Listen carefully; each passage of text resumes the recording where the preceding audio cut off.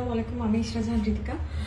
আমি অত্যন্ত বিপদে পড়ে আপনাদের সবার কাছে এসেছি। আশা করি আপনারা আমাকে হেল্প করবেন। গত 1 বছর ধরে বসুন্ধরা গ্রুপের ভাইস চেয়ারম্যান তানভীর সুবহানের সাথে আমার রিলেশন, এবং এই রিলেশনের এক পর্যায়ে এসে I got pregnant. But now I am already 5 months plus. And ফার্স্টের দিকে সে বলেছিল হ্যাঁ ঠিক আছে, ওকে ফাইন। এখন সে না আমার খোঁজ নিচ্ছে, না বলতেছে যে আমাকে বিয়ে করবে বা সামথিং। আগে যেই প্রমিসগুলো সে আমাকে দিছিল সেগুলো এখন মনে হচ্ছে যে ডে বাই ডে আমাকে শুধু একই টেক্সট দিচ্ছে যে please leave me alone, but the topic is not that actually. Last night when I called him as usual as his girlfriend that what are you up to, আপনি কী করতেছেন। আমি হুট করে ভিডিও কলে একটা মেয়েকে অর্ধনগ্ন অবস্থায়, ব্রা পরা, নিচেরটা ছিল না, তার সোফার রুমে শুয়ে থাকতে দেখি, এবং তার নিচের পার্টটা ছিল না। So they were having sex. I was screaming and চিল্লাতে আমার বাসা যেহেতু বসুন্ধরাতেই, তার বাসা হচ্ছে I block Japan street road, JBS এর লিফটের 13তে।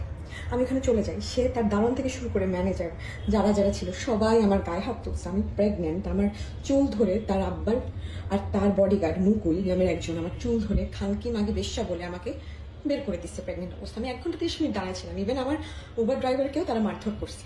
তারপর আমি যখন উপরে ওঠার পর আমাকে 1 ঘন্টা 30 মিনিট পর সে উপরে উঠতে দেয়। অনেক কষ্টের পর সে মেয়েটাকে নিচে দাঁড় করায় রাখে। তারপর আমাকে মারধর করে পাঠিয়ে দেয়। দেন আবার আমি যাই না। আমি আবার যখন ঢুকি, তারপর আমাকে তার কাজের লোক সুবীর আর ইকরাম মারতে থাকে। একদিকে সুবীর নামে কাজের লোকটা মারতে থাকে, আরেকদিকে ইকরাম নামে তার কাজের লোক। সে বলে ভিডিও কর, এই বাড়িকে আমার লাইফে আর চাই না, ভিডিও কর। আমি তার বাচ্চার মা, আমি ক্যারিং হিজ চাইল্ড। সে আমার পেটে লাথি দেয়। সে আমাকে ইভেন এই যে আমার হাতে অনেকগুলো মায়ের, আমার পুরো শরীরে আমাকে লাথি দিতে আমি যে সুস্থ আছি আমার বাচ্চাটা নিয়ে, এটাই আল্লাহর অশেষ রহমত। এরপর তার লোক আব্দুর রহমান জীবন এবং মুকুল সাহেব আমাকে তার আম্মার বাসা, আফরোজা বেগম, আমি তানভীর সুবহানের আম্মা আফরোজা বেগমের বাসায় নিয়ে যায়। উনি আমাকে থ্রেট করে, উনি আমাকে মারে। উনি বলছে আমাকে চুল কেটে দিবে। বলে খানকি মাগি, ঢাকা শহরে বেশ্যামি করতে আসিস। ওইদিকে তার ছেলের সাথে আমার এভাবে তার ছেলের সাথে আমার ফ্রেন্ডস অফ ফ্রেন্ড পরিচয় হয়েছে। একটা ফ্রেন্ডের মাধ্যমে হাই হ্যালো ওইভাবে পরিচয় হয়েছে। আমি তো জানতাম না যে তার ছেলে এরকম। আমার একদমই এটা বোধগম্য ছিল না যে তার ছেলে প্রত্যেকদিন রাত 12টার পর বিভিন্ন টাইপের মেয়ে নিয়ে টাকা হোয়াট এভার আর হোয়াট নট। আমাকে সে বলছে মুনিয়াকে যেভাবে খুন করছি তোকেও আমি ওইভাবে খুন করবো, চুপ মারানি, তুই যদি আমার ছেলের আশেপাশে আসিস। সো আমি এখন আপনাদের কাছে একটাই সাহায্য প্রার্থনা করতেছি। আমার যদি কিছু হয় তাহলে বসুন্ধরা গ্রুপ, তানভীর সুবহান এবং তার মা আফরোজা বেগম প্লাস তার আব্বা, সেও আমাকে কয়েকদিন আগে থ্রেট করছে। এই সব কিছু তানভীর সুবহান তার আব্বা আমাকে জানাইছে, সো দ্যাট আমার বাচ্চার ভার তাকে না নিতে হয়, তাকে আমাকে বিয়ে না করতে হয়। সে যাতে আমাকে, he just want to get rid from me. এখন আমাকে প্রেগনেন্ট করে আমাকে গায়ে হাত তুলছে। আমাকে একটা একটা মেয়ের গায়ে হাত তুল, ঠিক আছে, সে আমার গায়ে হাত তুললো। সে আরেকজনকে দিয়ে আমার গায়ে হাত তুলে, তার বাসা কাজের লোক, আরেক কাজের লোক ওটা ভিডিও করে। আমি আপনাদের কাছে বিচার চাচ্ছি। ইভেন আমাকে আমার বসুন্ধরার বাসা থেকে তার আম্মা তাড়াই দিছে কালকে রাতে। আমি এখন লাইফলেসের মতো আমার শুধু জীবন আর আমার বাচ্চার জীবনটা বাঁচানোর জন্য ঘুরতেছি। আপনারা প্লিজ আমাকে হেল্প করুন। আর আমার যদি কিছু হয় তারা দায়ী থাকবে। সোশ্যাল মিডিয়ার মাধ্যমেই হয় অ্যাজ ইউজুয়াল। প্রায় 1 বছর মতো হয়ে গিয়েছে। ফার্স্টে 6-7 মাস কথা বলার পর দেন উই মেট। আরও আগের কথা, 1 বছর আগের কথা বলতেছি। Everything was fit and fine, everything was very cool. তো যখনই দিন পার হচ্ছিল, situation was getting worse and worse. Because আমি তো জানতাম না যে তার কিছু মেয়েলি রয়েছে, যে ডেলি তার মেয়ে নিয়ে, you know what I mean. পরশুদিন রাতে যেটা ঘটে যায়, তার বাসায় একটা মেয়েকে নিয়ে এসেছিল। অ্যাজ ইউজুয়াল আমি প্রত্যেক দিনের মতো তাকে ভিডিও কল দিই। সে বুঝতে পারিনি, ভিডিও কল আমি দেখে ফেলি কোনোভাবে যে একটা মেয়ে ওখানে অপ্রীতিকর অবস্থায়, অর্ধনগ্ন অবস্থায় ওখানে আছে। ডেফিনেটলি তার গার্লফ্রেন্ড হিসেবে আমার মাথা হয়ে যায়। আমি তার বাসায় ছুটে চলে যাই। তার আদেশ অনুযায়ী তার বডিগার্ড থেকে শুরু করে ওখানে যতগুলো লোকজন ছিল, স্পেশালি তার ওইখানে সবসময় যে থাকে মুকুল নামে একজন করে, সে আমার চুল এভাবে ধরে আমাকে বলছে যে বের হয় এখান থেকে, স্যারের কাছে যাবে না, স্যার 100টা মেয়ে নিয়ে থাকবে। তো 1 ঘন্টা ইভেন তার দারোয়ানও আমার গায়ে হাত তুলছে।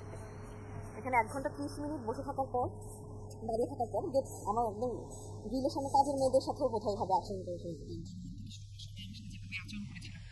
দাঁড়িয়ে থাকার পর সে বলে কি উঠতে দে। তো ওই মেয়েটাকে সে 8তলায়, তার বাসা তো লিফটের 13তে, 8তলায় রেখে, মানে ফ্লোর রেখে, স্টেয়ারকেসে, সিঁড়িতে রেখে সে বলছে আসো দেখো কোনো মেয়ে তো নাই, now get the fuck out of my house, it was something like that. Then আমি শব্দ শুনতে পাই যে সামওয়ান ইজ কামিং। আমি যখন বলছি কে আমি দেখবো, তখন আমার গায়ে হাত দেওয়া শুরু করে। তার কাজের লোক একরাম এবং সুবীর নামে 2টা লোককে ডাকে, তারা আমাকে মারধর করে।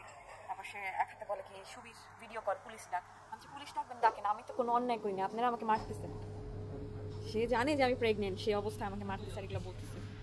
তারপর হুট করে তার সাথে, তার কোম্পানিতে যে কাজ করে আব্দুর রহমান জীবন নামে, সে তার ফ্রেন্ড দাবি করে, ফ্রেন্ড নাকি সাপ্লাইয়ার, মেয়ে সাপ্লায়ার, এটা সে ভালো জানে। সে আর হচ্ছে মুকুল নামে একজন এখানে এসে আমার চুল ধরে আমাকে নিয়ে গেছে। কোথায় নিয়ে যাচ্ছে ওটা আমি জানি না, যে তুই এখানে আসছিস কেন, বস যা ইচ্ছে তা করবে, তোর কি? সে কিছু বলেনি, তার সামনে থেকে আমাকে তার ম্যানেজার আর হচ্ছে তার ফ্রেন্ড আমাকে ধরে নিয়ে যাচ্ছে, সে কিছু বলতেছে না। সে ওই যে পেইড হোর নিয়ে আসছে, পেইড হোরের জন্য সে চুপ করে দাঁড়ায়ছিল। ওইখান থেকে আমাকে তার আম্মার বাসা নিয়ে যাওয়া হয়। গাড়িতে থাকা অবস্থায় মুকুল নামে লোক বলে যে এরকম কত মেয়েকে চুল ধরে আমরা এম ব্লকের বালিতে চাপা দিয়ে মেরে ফেলছি, কেউ জানেও না। আর তুই কি, তুই তো বেশি বাড়া বাড়ছস, টাকার লোভে এগুলো করস না, টাকা চাস, টাকার জন্য আসছস, এইভাবে কথা বলছে, এইসব এই টাইপের ল্যাঙ্গুয়েজ ইউজ করে। তারপর আমাকে প্রথমবারের মতো তার আম্মার বাসায় নিয়ে যাওয়া হয়। তার আম্মা আমাকে বলছে যে কালকে সকালের মধ্যে বসুন্ধরা ছেড়ে দিতে, নয়তো আমি বাঁচতে পারবো না, আমাকে মেরে ফেলা হবে, এরকম হুমকি দেওয়া হয়েছিল। অবশ্যই আমি ভয় পেয়ে গেছি। আমি তো মনে করছি এই বুঝি আমার শেষ সময়, আমি মারা যাবো। আমার ইভেন আমার ফোনটা পর্যন্ত সিজ করে নিয়ে গেছে, ভেঙে ফেলছে, আমার চার্জারটা পর্যন্ত ভেঙে ফেলছে, আমার ব্যাগে যেসব কাগজপত্র ছিল ওগুলোও ফেলে দিচ্ছে। তারপর আমি যখন কোনোভাবে এখান থেকে বের হয়ে আসলাম, আমি ডিসিশন নিলাম যে আমার মিডিয়ার সামনে আসতে হবে, নয়তো মুনিয়ার সাথে যে ইনসিডেন্টটা হয়েছে সেটা আমার সাথে হবে। আমাকে কোনোভাবে মেরে ফেলবে, বিকজ আমি আমার বাসা থেকে কোথায় যাবো, এখানে আমি ভাড়া থাকি, আমি কোথায় যাবো? আমি রাস্তায় রাস্তায় ঘুরতে থাকবো এই অবস্থায়?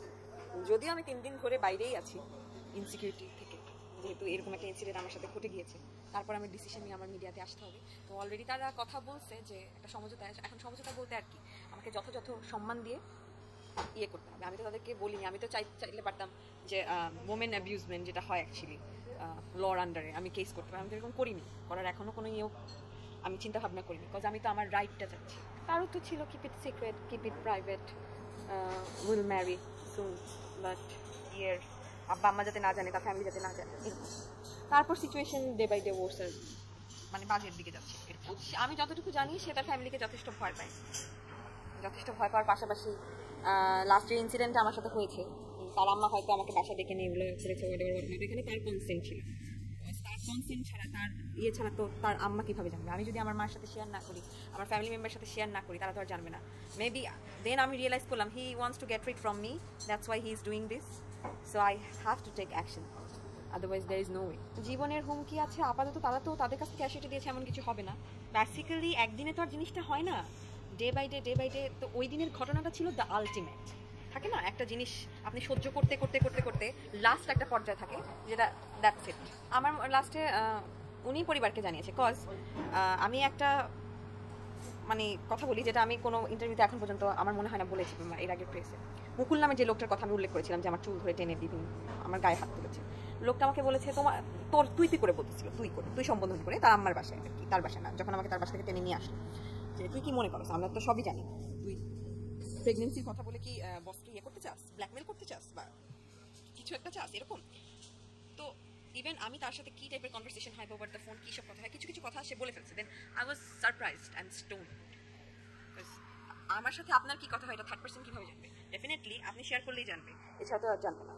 তার প্রতি আমার ট্রাস্টটাও কমে গিয়েছে। তার সাথে আমি সমঝোতা করবো এটা আমি মনে করি সে তার ফ্যামিলির সাথে বসে যেহেতু টাইম নিয়েছে, আমাকে আমার আলটিমেট সম্মানটুকু দেখ, এবারে আমি আর কিছু চাই না, বিকজ সে আমার ট্রাস্ট ভেঙেছে, ওটাকে ভালোবেসেছিলাম, সম্মান করেছিলাম, ট্রাস্টের উপর তো আর কোনো কিছু হয় না। আমি তার সাথে কী কথা বলবো এটা থার্ড পার্সন কেন জানে?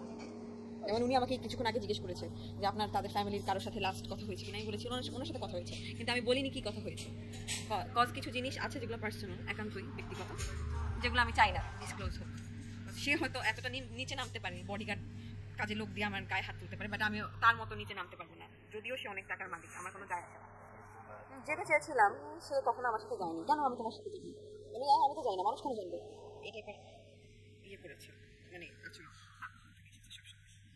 সে ভাষায় সে অন্য মেয়ে নিয়ে এরকম আমার সাথে